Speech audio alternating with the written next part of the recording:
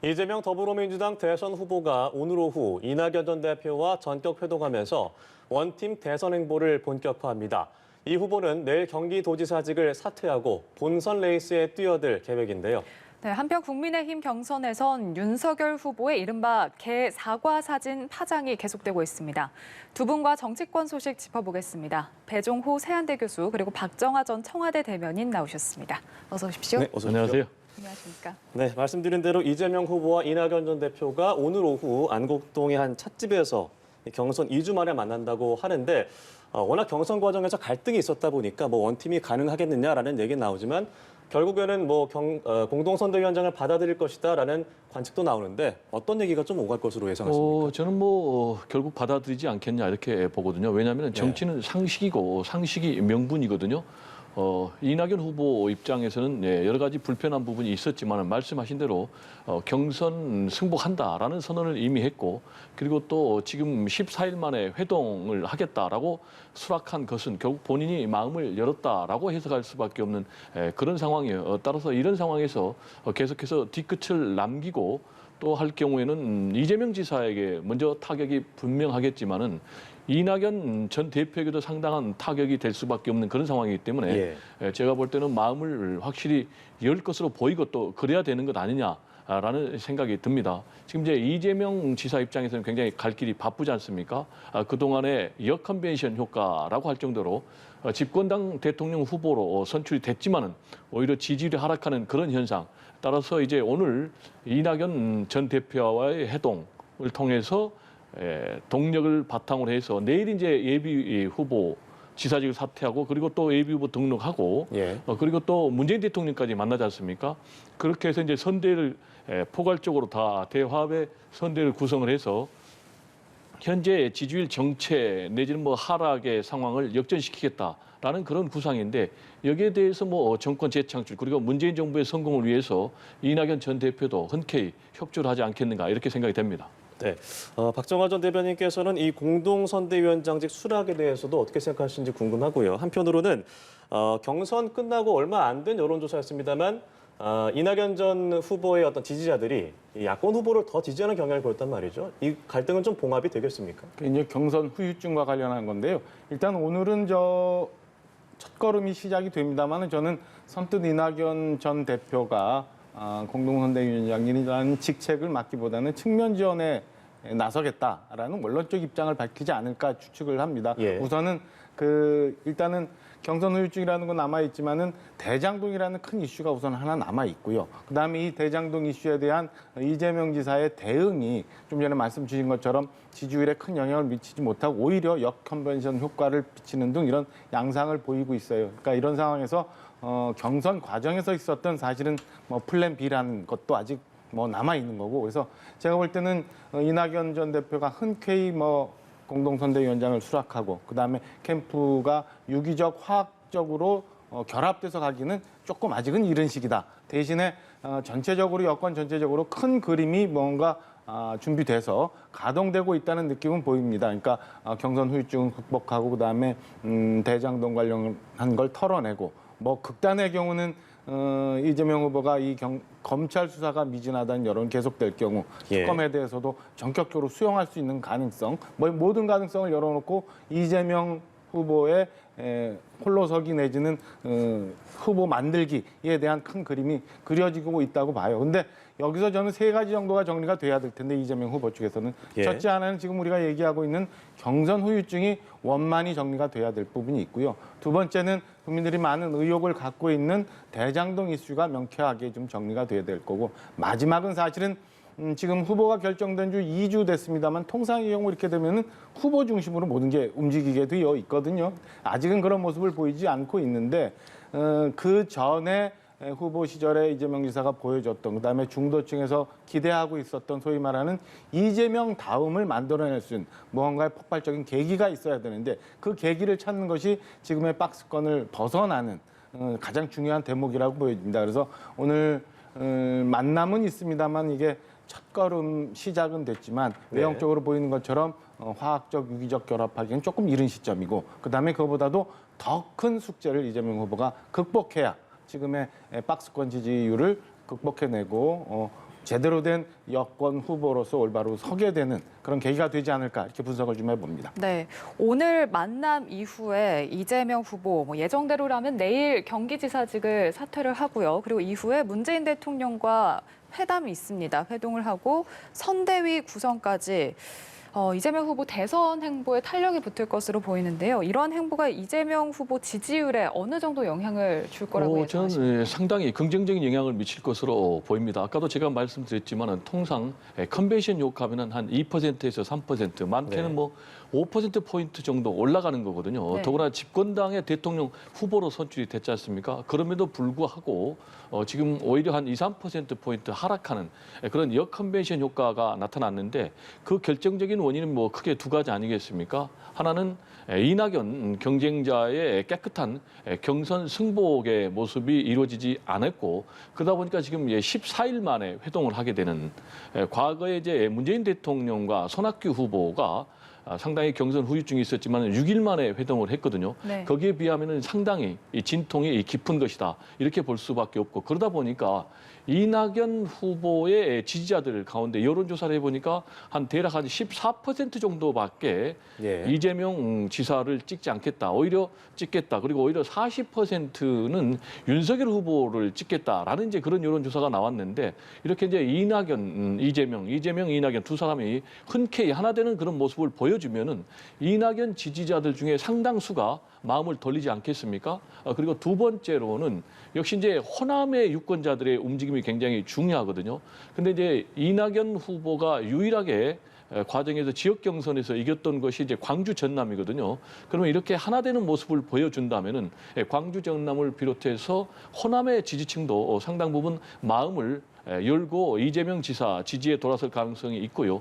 무엇보다도 이번 대선이 이제 보수와 진보와 보수가 1대1 대결에 사활을 건 그런 싸움 아니겠습니까? 예. 그러다 보니까 진영이 결집해야 되는데 지금 이제 이낙연 후보와 이재명 지사가 서로 하나 되는 이런 모습을 보여준다면은 전통적인 민주당 지지층 그리고 진보의 지지층도 정권 교체를 위해서 정권 재창출을 위해서 우리가 충분히 해보자라는 이제 그런 움직임을 보이기 때문에 전체적으로는 지금까지의 하락 내지는 정치 현상을 극복하고 반등하는 그런 계기가 될 것이다. 저는 이렇게 전망을 합니다. 네, 두 진영의 어떤 갈등 봉합에 대해서는 일정 정도의 어떤 시간이 필요할 것이다라는 데서는 두 분 모두 공감하신 것 같습니다.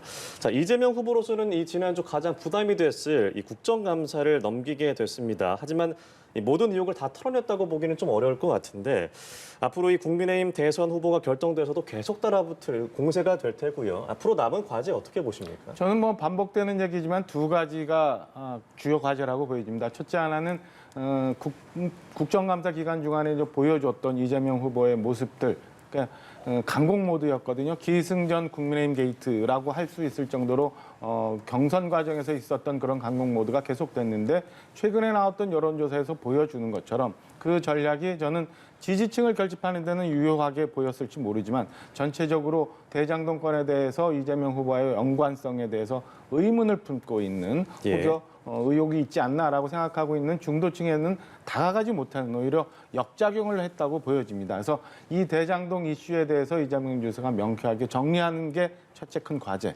두 번째는 소위 말하는 이재명 다음을 여하이 보여줄 수 있느냐가 두 번째 큰 과제라고 보여집니다. 그러니까 이재명 지사는 그동안 민주당 내 비주류로서 본인의 색깔을 분명히 하면서 지금 대선 후보까지 왔는데 사실은 중도층이나 비주류 쪽에서 원하는 거는 이재명 지사의 그 사이다 발언 같은 그런 직접적인 언급 그다음에 시원시원한 이런 모습들을 기대를 하고 있는데 현재 대장동 이슈에 갇혀 있는 상황에서는 과연 이재명 다음에 전략을 보여줄 수 있는 추진 동력이 있느냐 이런 게 가장 중요하거든요. 저는 여하이 대장동 이슈를 정리를 하고 이재명 다음을 보여줄 수 있는 추진 동력을 마련하는 것이 지금의 박스권에 갇혀 있는 지지율을 회복하고 중도층을 찾아갈 수 있는 그런 전략이라고 보여집니다. 그래서 두 가지 국정감사 대장동권에 대해서 어떻게 넘어가느냐 그리고 이재명에 대해서 바라는 중도층의 모습을 이재명 후보 스스로 어떻게 찾아내느냐 이 과제를 극복해내야 본선에서 좋은 결과를 만들어낼 수 있다고 저는 생각을 합니다. 예, 이 배종호 교수께서는 이번 국정감사 이재명 다음이 좀 나왔다고 보십니까? 이재명 다음이 이제 상당 부분 나왔다고 저는 보는데 문제는 이재명 다음이 아무리 많이 나온다 해도 이 부분에 대해서는 명암이 엇갈리는 이제 그런 부분이 분명히 공존하기 때문에 네. 여기서 100% 본인이 플러스 효과를 봤다라고 얘기할 수는 없어요.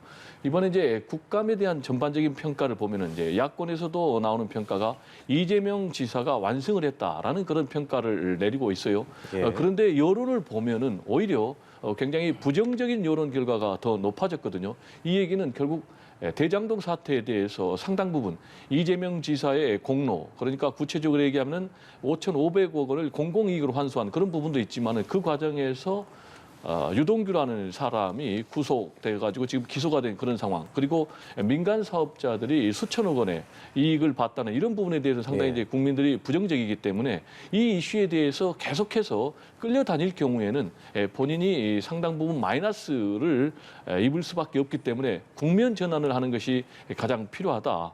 그리고 이제 두 번째로는 정기국회 과정을 통해서 입법이라든지 예산 이런 걸 통해서 이재명 다음을 좀 보여줘야 되는데 지금 구체적으로 얘기하면은 코로나19 상황에서 소상공인 자영업자들의 손실보상 문제라든지 그리고 또 방역 문제라든지 그리고 부동산 문제라든지 이런 부분에 대해서 확실한 이재명 집권당 후보로서의 결과물을 좀 내놓는 그런 쪽으로의 프레임 전환이 상당 부분 좀 필요한 것이 아닌가 이렇게 좀 생각이 되고요. 그리고 역시 이제 중요한 이번 대선의 변수는 2030 젊은 층의 표심을 누가 가져갈 것인가. 그리고 또 상대적으로 이재명 후보 같은 경우에 여성층의 좀 표심이 낮거든요. 따라서 이제 이재명 캠프에서는 캠핑카를 동원해가지고 직접 캠핑카를 타고 다니면서 뭐 대학가 캠퍼스를 돌면서 또는 뭐 현장을 돌면서 민생 현장을 좀 살펴보고 그리고 직접 스킨십하면서 그들의 목소리를 경청하겠다라는 것인데 이런 부분에 좀 국면 전환의 행보가 필요한 상황이 아닌가 생각이 좀 됩니다. 사실은 그 부분에서 제일 중요한 게 추진 동력인데 어려운 부분이 지금 현재 정권 교체 지수가 정권 유지 교체 지수보다는 상당히 높은 편이에요. 예. 그런 상황에서 이재명 후보가 이재명 다음을 보여주기 위해서는 문재인 정부와의 차별화가 필요한데 지금 대장동 이슈에 발목이 잡혀 있는 상황이고 검찰 수사가 진행되는 상황에서 굉장히 차별화하기가 쉽지 않다. 이렇다면은 그 추진 동력을 어떻게 만들어내느냐가 가장 중요한 상황인데 여전히 가장 중요한 거는 대장동 문제를 여하이 터느냐가 저는 이재명 후보가 이 차별화, 추진 동력을 만들고 이재명 다음을 찾아가는 그 길이라고 보여집니다. 네, 이번 대선을 두고 이런 말이 나오더라고요. 역대급 비호감 대선이다, 비호감 경쟁이다. 그러니까 유력 주자들의 비호감도가 호감도의 2배 수준에 달한다. 이런 조사도 나왔거든요. 그러니까 대선을 지금 5개월여 앞둔 시점에서 중도층, 무당층이 늘어나고 있는 경향을 보이기도 하는데 상황이 이렇다 보니까 주요 주자들 입장에서는 이런 중도층, 무당층을 좀 폭넓게 아우르는 게 좀 중요해 보이는데요. 아까 이재명 후보는 이재명 다음을 보여줘야 한다라고 말씀을 해주셨는데 그렇다면 야당은 어떤 전략이 필요할 거라고 생각하십니까? 야당도 지금 TV 토론이 한창 진행 중이고 경선이 진행 중입니다만은 누가 더 잘하나 보다는 누가 덜 잘못하냐 게임하는 듯한 그런 양상을 보여주고 있어요. 그래서 네. 지금 1, 2위를 다투고 있는 윤석열 후보나 홍준표 후보 역시 지금 현재는 당내 경선이 최종적으로는 전 당심 50%, 그다음에 국민 여론 50%가 반영되기 때문에 오히려 국민 여론보다는 당심을 먼저 쫓아가는 듯한 그런 모습들을 많이 보여주고 있어서 과연 본선에서는 어떤 후보가 되더라도 중도층을 어떻게 찾아가느냐 이게 숙제라고 보여집니다만 현재 볼 때는 일단은 본선 이전에 당내 경선을 뚫기 위해서 저는 당원들의 표심을 찾아가는 그래서 윤석열 후보도 때로는 홍준표 후보도 당원들의 오히려 전통적인 지지층에 호소하는 그런 메시지들이 많이 나오거든요. 당내 경선은 그럴 수 있지만 이 당내 경선을 기반으로 해서 본선에서 여하의 중도층을 찾아가느냐 이런 전략들을 만들어야 되는데 후보가 결정이 되고 나서 어떤 후보든 그런 전략을 만들어내고 차별화를 해나갈지 사실은 궁금합니다. 현재로서 예. 근데 후보들이 보여주는 모습들은 네. 아까 말씀드린 것처럼 더 잘하나 더 큰 비전을 보여주나 보다는 누가 덜 잘못하나 누가 더 실수 안 하나 이런 TV 토론과 그 게임 양상을 보이고 있어서 네. 사실은 국민의힘 후보들이 잘 됐으면 하는 바람을 갖고 있는 저로서는 개인적으로 좀 안타깝게 생각을 하고 있습니다. 네, 경선 토론 과정에서 어떤 정책적인 토론이 좀 더 많이 나왔으면 좋겠다는 말씀으로 들리는데요. 자연스럽게 국민의힘 얘기로 넘어갈 수 있게 됐습니다. 윤석열 후보의 이 사과 논란이 이번 주 가장 큰 이슈가 됐어요. 폭풍이 좀 심상치 않아 보이는데 이재명 캠프 측에서는 뭐 광주로 달려가서 11월 초죠. 예, 그때 달려가서 민심을 달래겠다라고 얘기를 했는데 전망 어떻게 보십니까? 제가 볼 때는 뭐 전혀 전달이 되지 않을 것으로 봅니다. 오히려 만약에 광주 현장을 방문할 경우에는 충돌 같은 불상사까지 우려되는 그런 상황으로 저는 보고 있습니다. 예. 그 이유는요. 아시겠지만 5.18의 아픔은 현재 진행형이거든요. 지금도 뭐 유족들이라든지 또 피해자들이 엄연히 생존하고 있는 이런 상황에서 전두환 씨에 대해서 찬양 미화 발언했단 말이에요. 그러면서 호남 분들도 상당 부분 이런 부분에 대해서 꽤 동의하는 부분이 있다라고 했는데 이거는 뭐 호남의 정서를 정면으로 거슬리는 이제 그런 발언이거든요. 그리고 그 이후의 태도가 더 문제 아니겠습니까? 본인이 확실하게 발언이 잘못됐으면은 즉각적으로 진정성을 가지고 사과의 표현을 해야 됨에도 불구하고 맨 처음에 내놓은 발언이 내 발언의 진위가 왜곡이 됐다라면서 계속 버틴겼거든요. 그러다가 이제 문제가 계속 되니까 어쩔 수 없이 유감이라는 단어를 내놨고 거기서도 또 계속 몰리니까 그 다음에 송구스럽다라는 표현을 예. 내놨는데 결과적으로 계속해서 사과라는 표현을 내놓지 않은 상황이거든요. 따라서 이 문제를 수습하기 위해서는 가장 중요한 것이 진정성인데 진정성을 본인이 아무리 보이려고 해도 지금 상황에서는 진정성이 의심되는 그런 상황이기 때문에 전달이 좀 되지 않을 것 같고요.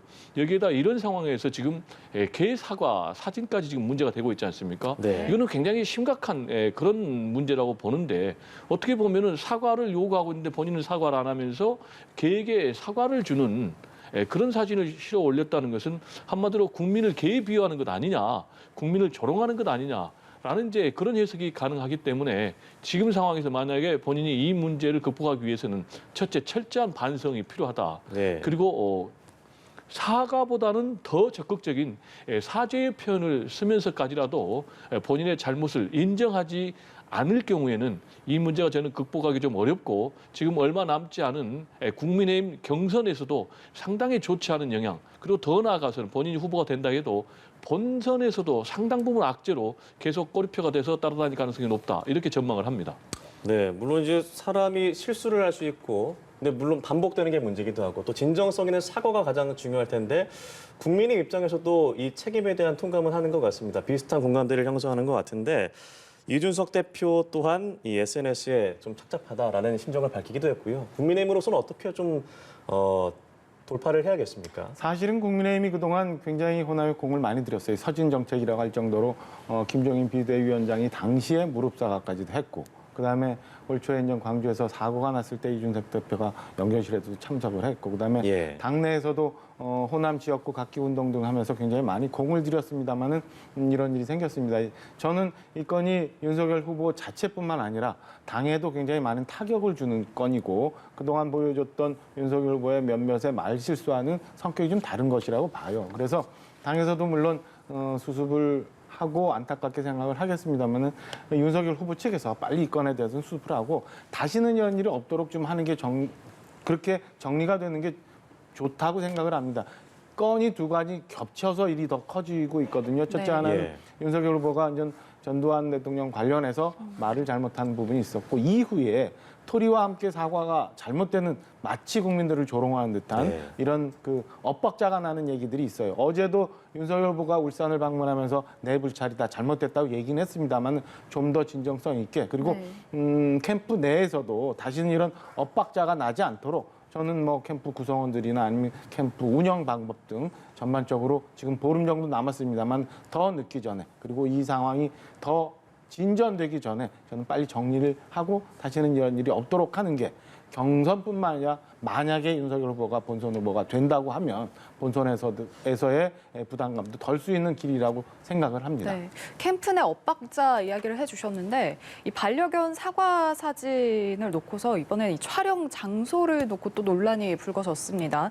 그러니까 이 캠프 내에서 말이 오락가락하면서 이제 논란을 키우고 있는데 SNS 담당자는 이 사진을 사무실에서 찍었다 이렇게 이야기를 했는데 반면에 이 캠프 관계자가 사진을 찍으려면 집에 가야 한다. 그러니까 뭐 집에서 찍었다 이런 의미인데 해명에 지금 엇박자를 보이고 있는 거거든요. 그래서 경제 후보들의 공세는 계속되고 있고요. 이런 상황은 어떻게 보시나요? 그것도 분명한 진실을 얘기하지 않다 보니까 이 해명의 엇박자가 나오지 네. 않았나 싶은 생각이 네. 듭니다. 그러니까 후보는 TV 토론, 마스 토론이 있었죠. TV 토론 하면서 그거는 근처에 있는 사무실에 찍었다 얘기를 했고 같은 시간에 공보특보는 또 다른 얘기를 하면서 이런 상황이 됐고 그러다 보니까 오늘 아침에는 뭐 자택 사진까지도 보여주면서 네. 마룻바닥, 사진을 해명을 하는 이런 공개했죠. 상황까지 네. 왔어요. 근데 이게 사실은 그 경선 캠프라고 하지만은 굉장히 많은 사람들이 모여 있고 많은 사람들이 따로따로 움직이다 보니까 그런 일이 있을 수도 있다고는 100번, 1000번 이해할 수는 있지만 네. 그래도 이 중요한 국면에 저는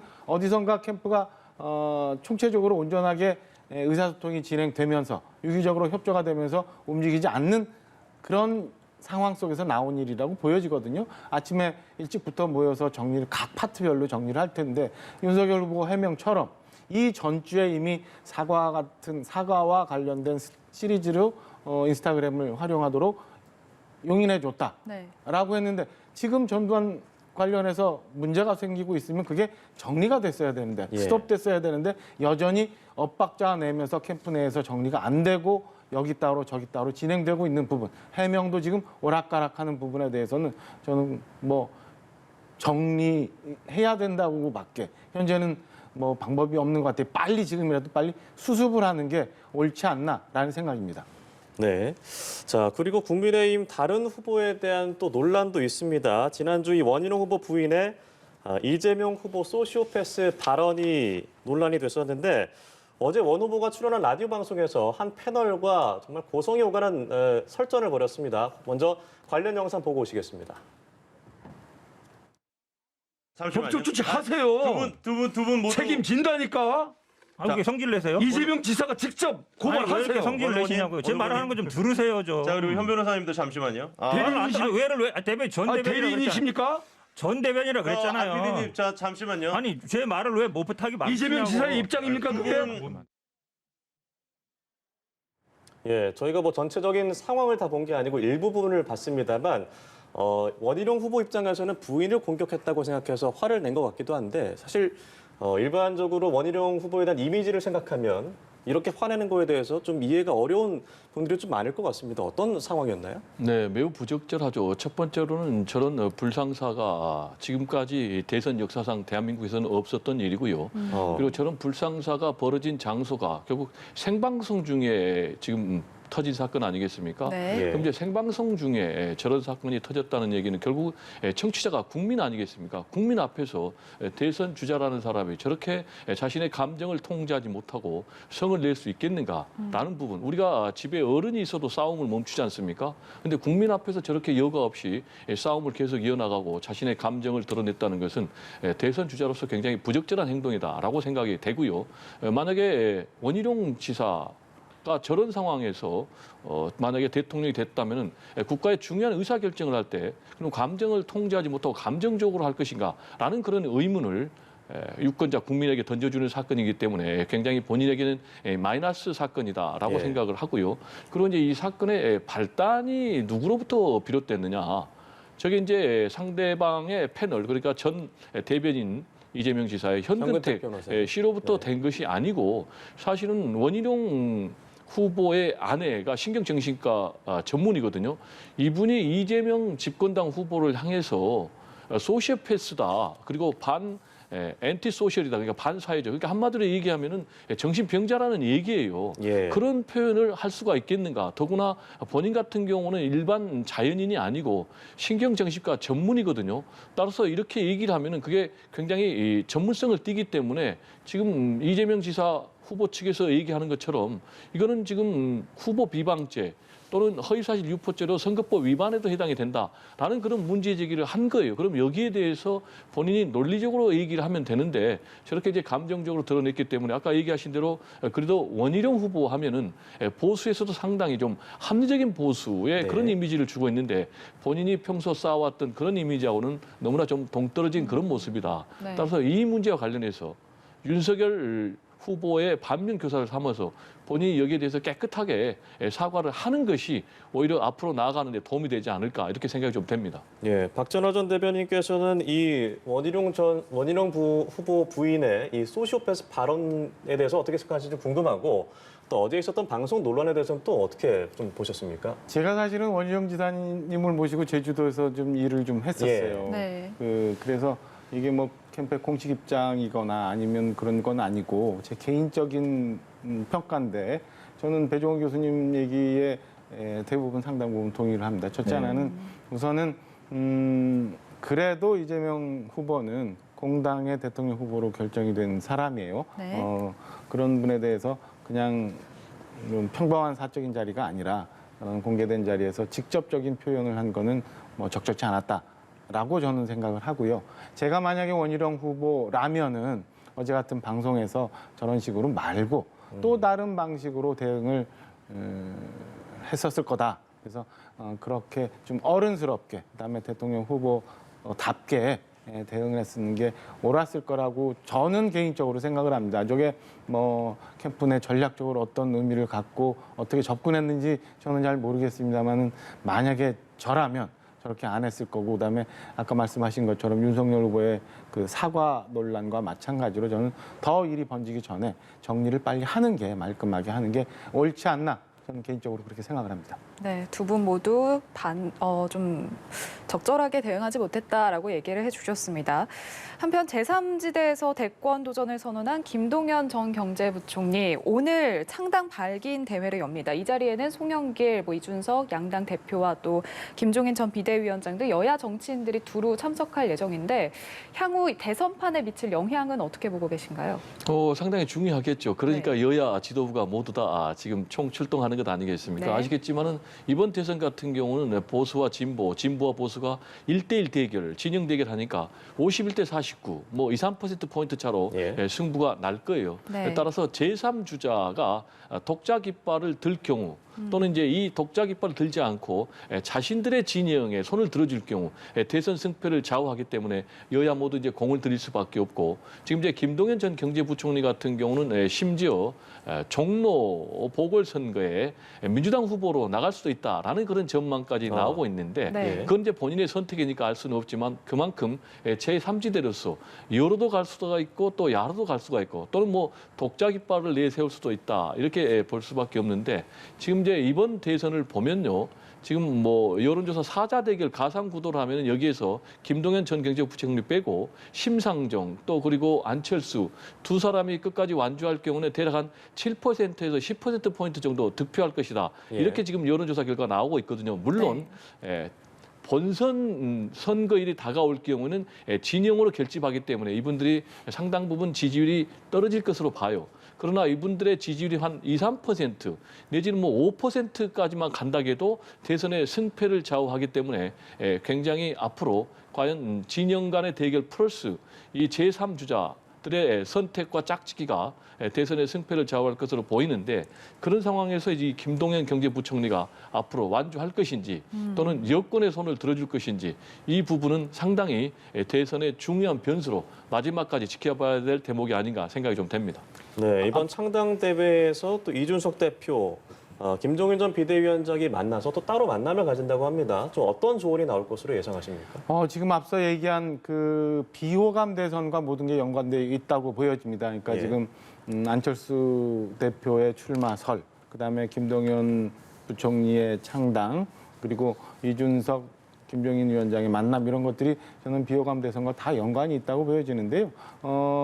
지금 현재 국민의힘이 올 초에 있었던 상황과는 달리 조금 김종인 위원장의 필요성이 점점 더 갈구되는 그런 상황으로 가고 있는 것 같아요. 그래서 저는 11월 5일에 경선 마감을 기점으로 해서 김종인 위원장의 그동안의 해안 내지는 철저한 이 분석력이 굉장히 탁월하시잖아요. 그런 의견들을 구하려 그리고 본선 후보가 결정이 되고 나면 당내에서 김종인 위원장의 역할에 대해서 부탁을 하기 위한 여러 가지 포석을 가지고 오늘 이준석 대표와 김종인 위원장이 회동하는 걸로 예상 추측을 하고 있습니다. 네, 알겠습니다. 두 분 말씀 여기까지 듣도록 하겠습니다. 지금까지 배종호 세한대 교수 그리고 박정하 전 청와대 대변인과 함께 정치권 소식 알아봤습니다. 고맙습니다. 네, 감사합니다.